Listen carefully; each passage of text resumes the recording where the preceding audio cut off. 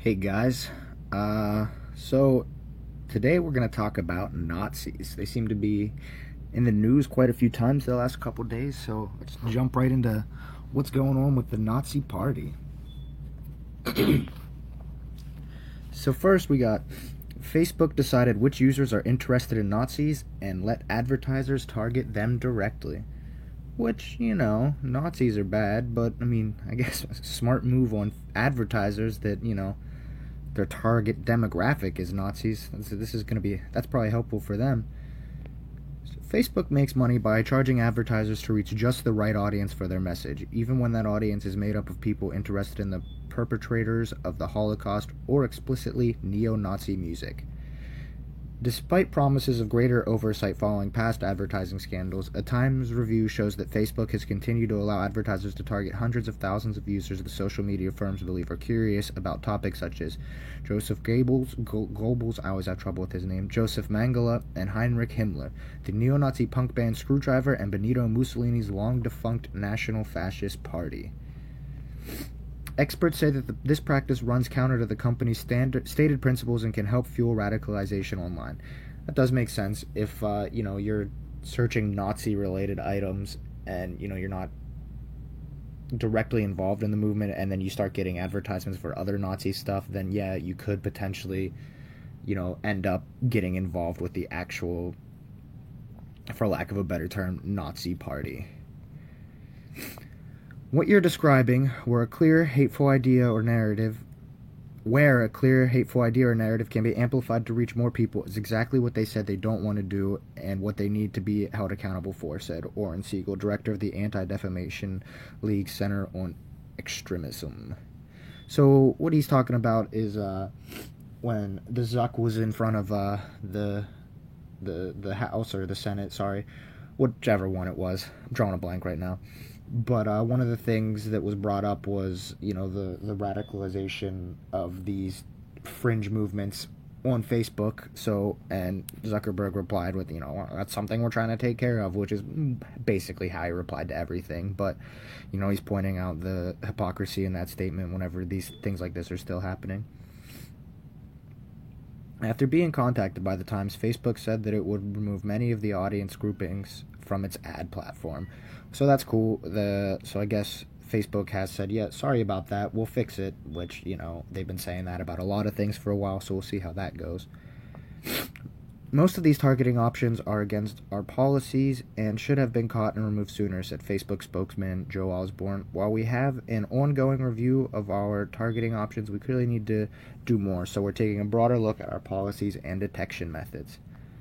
And this is approved by Facebook, apparently.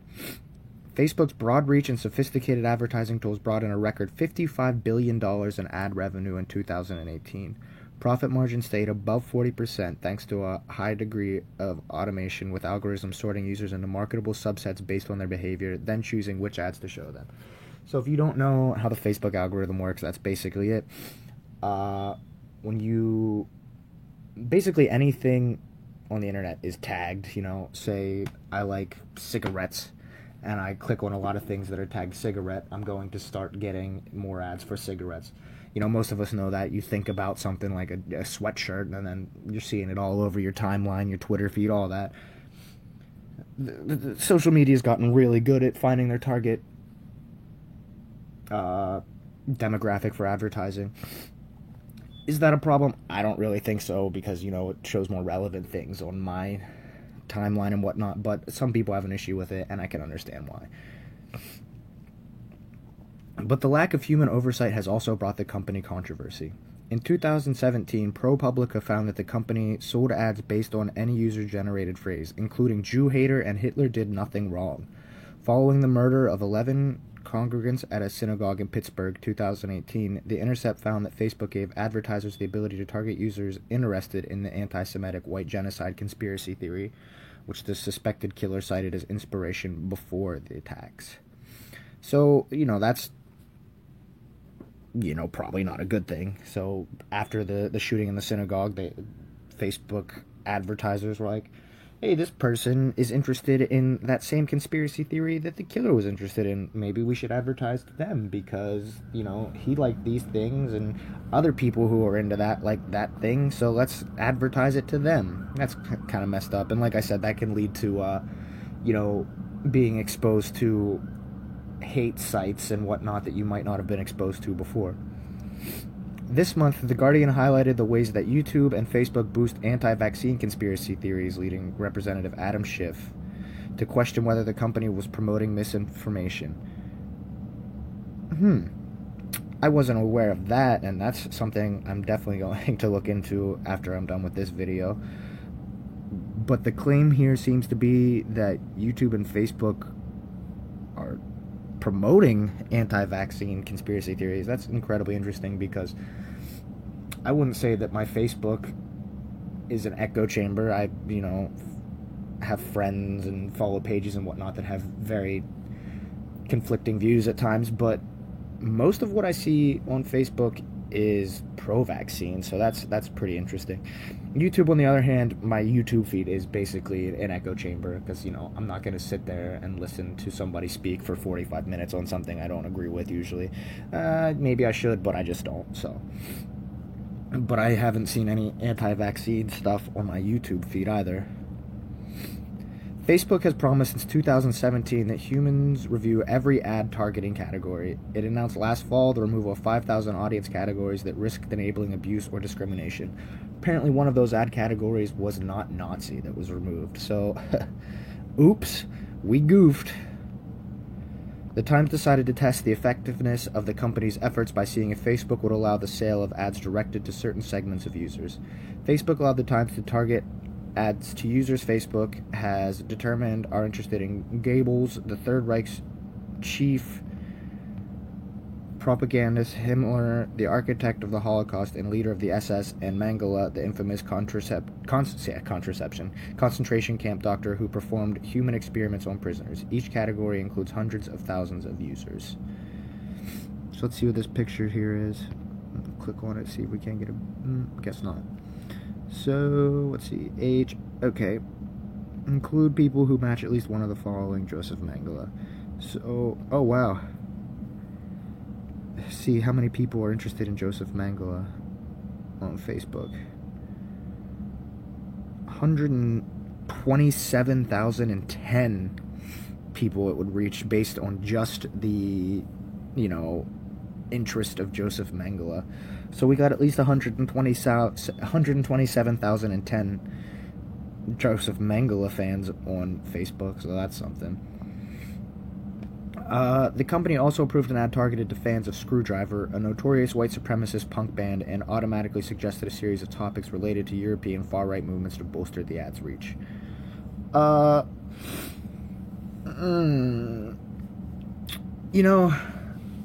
I'm of the school of thought that everyone should have a platform, so I can't really say that this Screwdriver band shouldn't have a platform, and in the same light, it would be, from a business point of view, it would be smart to advertise, your Nazi propaganda to people who do like this notorious white supremacist punk band, but again, I can see where the problem comes from, and I'm not saying that it's right, but once you start limiting some speech, you go down that slippery slope of who decides what's wrong and what's right. And yeah, Nazis are bad, but that's a conversation for another time.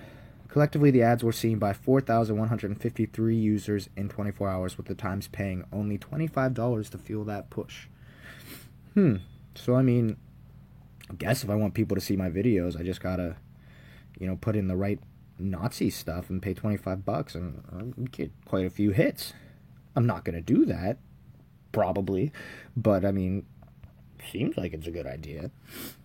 Facebook admits its human moderators should have removed the Nazi-affiliated demographic categories, but it says the ads themselves, which consisted of the word test or the Times logo and linked back to the newspaper's homepage, would not have raised red flags for the separate team that looks over ad content. Let me read that again. Facebook admits its human moderators should have removed the Nazi-afflicted demographic categories, but it says the ads themselves, which consisted of the word test or the Times logo and linked back to the newspaper's homepage, should not have raised red flags for the separate team that looks over ad content. So basically, those words were, from how I'm perceiving what this says, is those words were in the demographic categories, but when the team reviewed the ads, there was none of that Nazi stuff in it, so they didn't remove it. Again, that's probably an oversight from the Facebook team, but I'd imagine that these guys have a lot of stuff they look at every day, and you're going to miss stuff from time to time. Upon review, the company said the ad categories were seldom used. The few ads purchased linked to historical content, Facebook said, but the company would not provide more detail on their origin. So that's not even something I had considered, that, Nazi, neo-Nazi, all that stuff would be a link to something historically that happened, because Nazis are reality. That's something we've dealt with in the past. Maybe not so much in America, but Facebook's a global platform as far as I know. And so, and even though it happened in Germany, everybody knows about Nazis, so, Why is it my job to police their platform? The time was tipped off by a Los Angeles musician who asked to remain anonymous for fear of retaliation from hate groups. That's something I find interesting, too. This guy wants to expose this, for lack of a better term, misconduct by the people at Facebook, and he's worried that people will probably dox him and whatnot. So he wanted to remain anonymous because everybody's a victim and everybody's always mad at everyone in today's culture. Earlier this year, he tried to promote a concert featuring his hardcore punk group and a black metal band on Facebook. When he typed black metal into Facebook's ad portal, he said he was disturbed to discover that the company suggested he also pay to target users interested in National Socialist black metal, a potential audience numbering in the hundreds of thousands. Well, that's a lot of Nazi black metal, hundreds of thousands. The punk and metal music scenes, and black metal in particular, have long grappled with white supremacist undercurrents. I feel like that sentence is wrong, but I get the point, sorry. Black metal grew out of the early Norwegian metal scene, which saw prominent members convicted of burning down churches, murdering fellow musicians, and plotting bombings. Alright, well, I'm not looking for a history of black metal here. So, basically what this is saying is that Facebook is letting people use Nazis as a target demographic. We get the point. Now, next, we will take a look at NYPD Hate Crime Task Force. Yeah, investigating. Oh my God, get out of here, Anderson Cooper.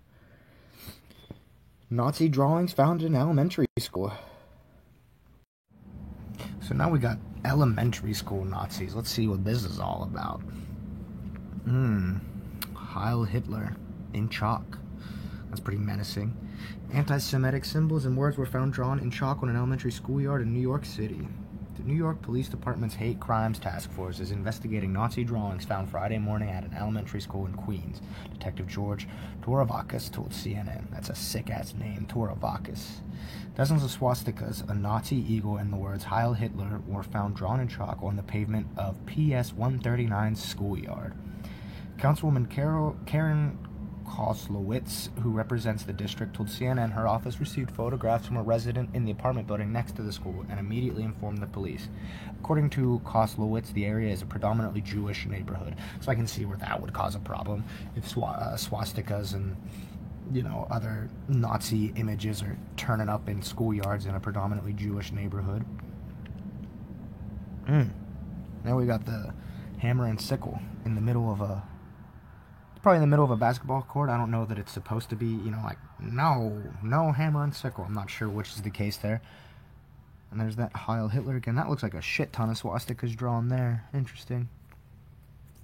That's somebody's tweet. That's not important. This was exceptionally scary today, Koslowitz said, describing the images as horrible. Just horrible. Koslowitz told CNN she heard stories from her mother, who came from Poland, about anti-Semitic incidents in Europe in the last century. Koslowitz, who grew up in New York, said she never believed an act of this nature could occur in the city. This really just has to stop, she said. There's no question about it being a hate crime.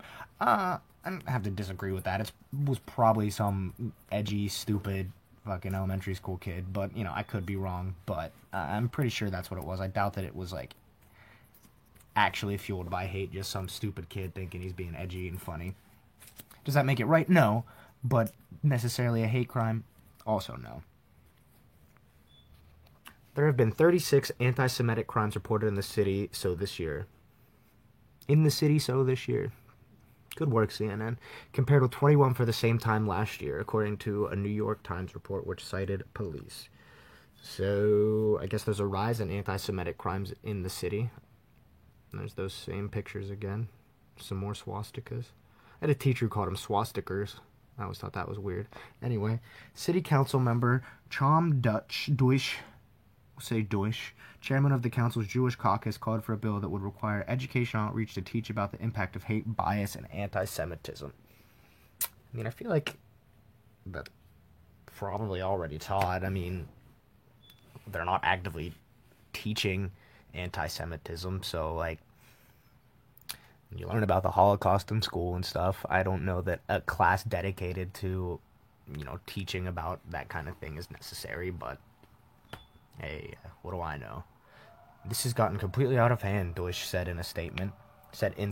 Wow, CNN, get your shit together. Like, I can't type, but you're a legitimate news source. But that's neither here nor there. So, that's about it for that. We just got some elementary school Nazis going around drawing swastikas on their fucking playground. So, let's see what we got next. This next one's a good story, I think. Domestic terror. A pit bull reveals Coast Guard Nazi's secret past. This is the most I've seen Nazis in the news since anyone was punching Nazis. So, that's the reason I covered this, in case you guys were wondering what that's all about. That's a lot of guns right there. I tell you what. Got guns, ammo, bunch of flak jackets, bulletproof vests, ammo bags, ammo boxes. We got all kinds of crazy shit in this picture. I think those are some suppressors. A bunch of big-ass clips. Man, this dude, if this is from the Coast Guard guy, that dude was stacked. But, this is probably an evidence photo. So that's why the trigger locks are there. So, I was going to say at least he has gun safety, but I can't speak as to whether he put those there or not. But it's besides the point.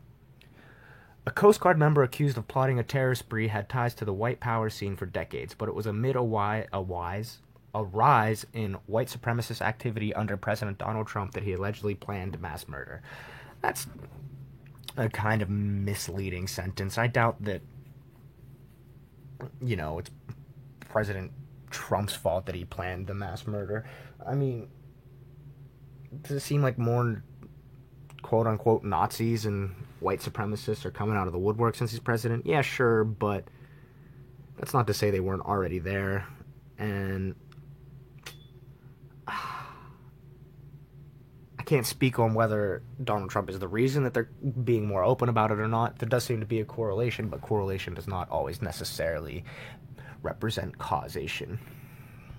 But let's just continue with this.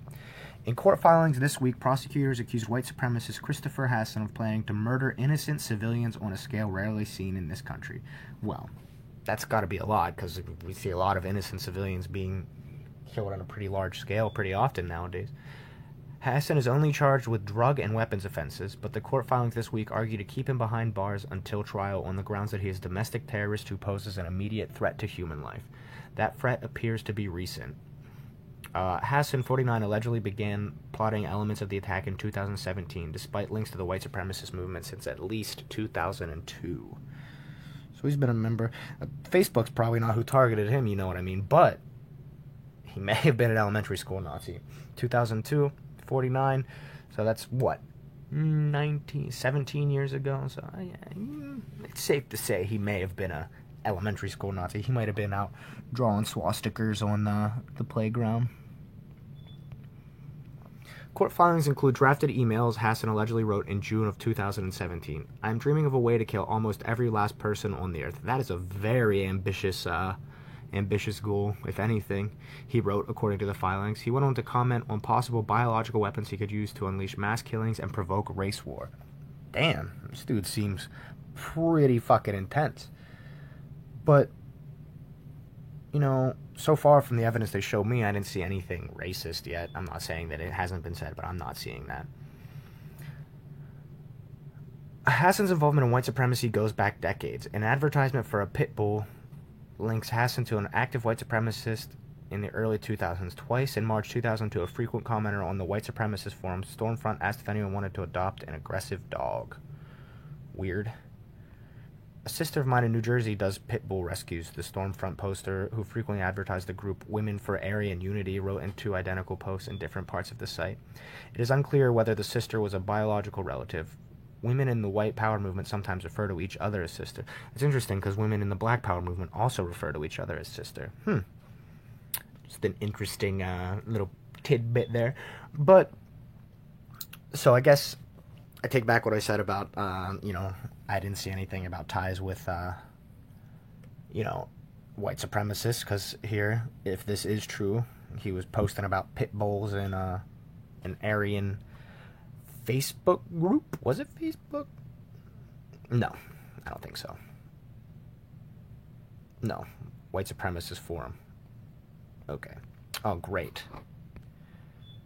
Oh dear. Sorry, guys.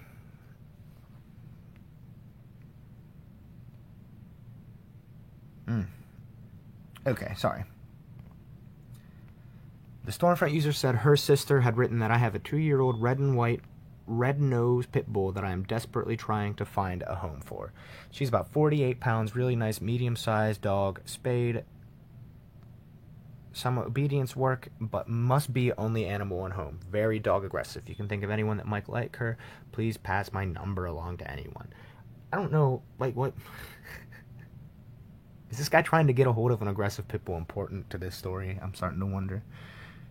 The Stormfront user included the sister's email address. That address appears to have belonged to Hassan's wife, Shannon. The name in the address, Kilmara, is a portmanteau of the couple's 2 children's name.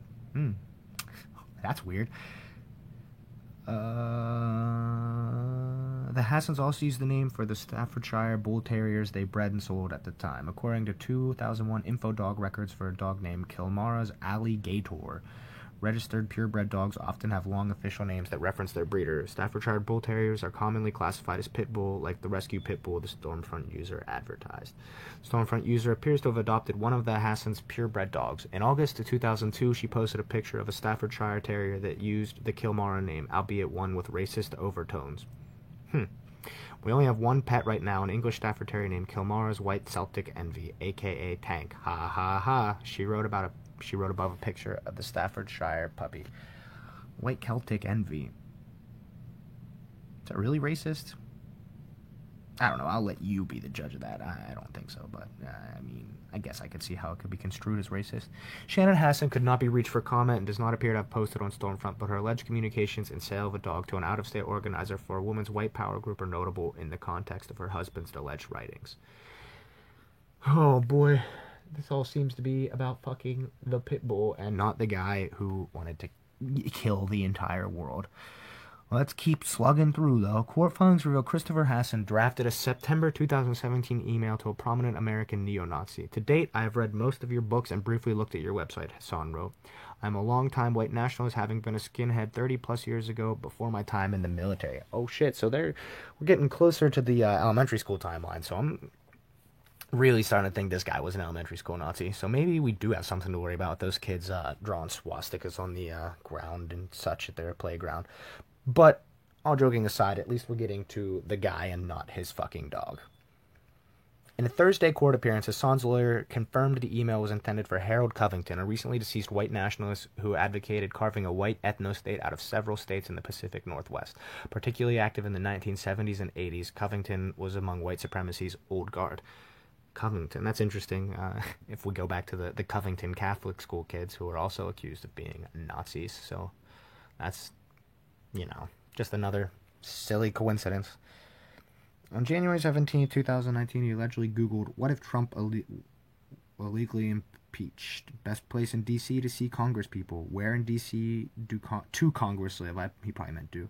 "Civil War if Trump impeached," and "Social Democrats, USA." Interesting search topics. I'd imagine that what's being alleged is that,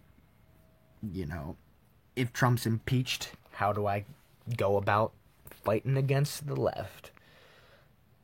That's what's implied. I can't say that's what he was actually thinking, but let's be real, that's what it seems like. Hassan's message also implied that he had previously committed a crime that was known by someone in white supremacist circles. Mentioning rumors that Covington was a government informant, Hassan added that the person who told me this served a 12-year prison sentence and never ratted me out, so I will not dispute him, nor will I accuse you. Huh. Hassan's apparent admiration for Covington suggests a connection to the old guard of white supremacy, rather than the new crop of neo-Nazi figureheads who became popular with the rise of the alt-right movement. That's like the Richard Spencers and, those guys with their hipster haircuts and whatnot. The alt-right closely tied its message to web culture, trafficking in racist memes and 4chan humor, rather than the Web 1.0 stylings of older white supremacist forms like Stormfront. The alt-right also charted its rise alongside Donald Trump. The movement's most public moment, a deadly white supremacist rally in Charlottesville, Virginia in 2017, came months after Trump's inauguration.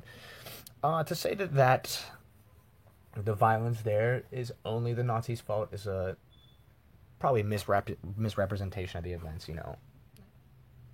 But I'm not going to get into that. You guys all know what happened there, I'd imagine. In his unsent email to Covington 7 weeks after the Charlottesville rally, Hassan appeared to distinguish himself from the alt-right set. I never say a reason for mass protest or wearing uniforms, marching around provoking people with the swastika, etc., he wrote. But he did not disavow extreme violence. In the letter, he called for violence in order to establish a white ethno-state. And while he claimed aesthetic differences from the alt-right movement, Hassan apparently shared their affinity for Trump and appears to have been spurred into action after his election. On January 17, 2019, he allegedly Googled, "What if Trump illegally impeached? Best place to see D.C. Congress people, where in D.C. did Congress live, Civil War of Trump impeach, and Social Democrats USA." The same thing from the quote I read earlier. That same day, he allegedly compiled a list of prominent Democratic figures like Representative Nancy Pelosi, political organizations like the Democratic Socialists of America, and Trump-maligned media outlets like CNN. Those apparent steps toward a violent attack following 2 years of Hassan obtaining guns and searching for extremist literature. Court filings show him making at least 21 purchases from firearm and explosive dealers beginning January 2017. There's explosive dealers? Like, you can just go buy explosives? I wasn't aware of that. That's interesting. From January 2017 to January 2019, the defendant conducted online searches and make thousands of visits for pro-Russian, neo-fascist, and neo-Nazi literature. Pro-Russian, huh? Interesting. Anyway, at the time, he allegedly made frequent returns to a manifesto by Anders Breivik, a Norwegian white supremacist who murdered 77 people in 2 racist attacks in 2011. So we're back to the Norwegian scene, which, if you'll remember from earlier, is popular. Black metal is popular there, and people are saying that black metal is, closely tied to white supremacy, so that's interesting. Hassan appears to have followed Breivik's guidelines for mass attacks as well as his recommendations on steroid use. So this dude who's already angry and feels like he's disenfranchised started using steroids, so that's probably not a good combination. One of Hassan's June 2017 drafted emails appears to mirror Breivik's ambitions of leaving behind a manifesto addressed to other murderous white supremacists online. "Dear friends," the draft began. Maybe that's a bit of a misnomer. Acquaintances, more likely. "Hope this finds you well. I am dreaming of a way to kill almost every last person on the earth." Like I said before, that's a very ambitious dream. But what are you gonna do? So that's what we got as far as Nazi news goes for today. If I hear anything else about Nazis, I'll keep you guys updated. And, as I see more things in the news, I'll keep doing them. Sorry for the wait in between videos. It's been a stressful week. So, hopefully I can get back on schedule here and get you guys at least 1 or 2 videos a week. Thanks for watching. And that's it for today. This has been the news.